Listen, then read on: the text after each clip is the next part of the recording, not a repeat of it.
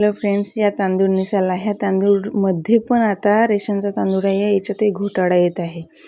म्हणजे आपल्याच पांढऱ्या तांदूळसारखे दिसते असे, पण ते तांदूळ प्लॅस्टिकचे वय की कायचे वय काय माहिती. आता मी तर निसू वेगळे काढत होती. तुमच्या घरी रेशनच्या तांदूळमध्ये असा तांदूळ आहे का? चेक करून पाहिजे आणि मला सांगा कमेंटमधून. मी आता ह्या जर प्लॅस्टिकचा असेल तर पाण्यातच फुगन किंवा असा तो वरतच येणार. तर मी पाणी टाकून पाहिलं त्याच्यात, तर तसं वरता वगैरे तर काही आला नव्हता तो. पण तरी हा तांदूळ म्हणजे जो आपला खायचा तांदूळ असते ना, तसा नव्हताच, तो वेगळाच होता. असा फुगल्यासारखा झाला होता थोडासा. त्याच्यानंतर मग बेडशीट वगैरे चेंज करून घेतली.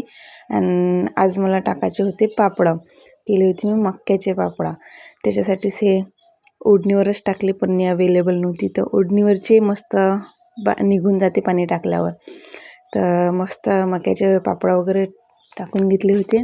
वरतून एकदम कडाक्याची ऊन तापत होती आणि त्यावरच्या उन्हीत खाली मक्याचे पापड टाकणं कसं वाटते मलाच माहीत आहे. मग काय, त्याच्यानंतर गेलो होतो आम्ही परतवाडा माझ्या ताईच्या इथं. हे माझ्या ताईचे दोन्ही क्यूट मुलं जुळे आहे इथे, एक मुलगी आणि मुलगा. खूपच सुंदर आहे. आणि माझ्या ताईचा स्वभाव तर पाहाच नाही लागत.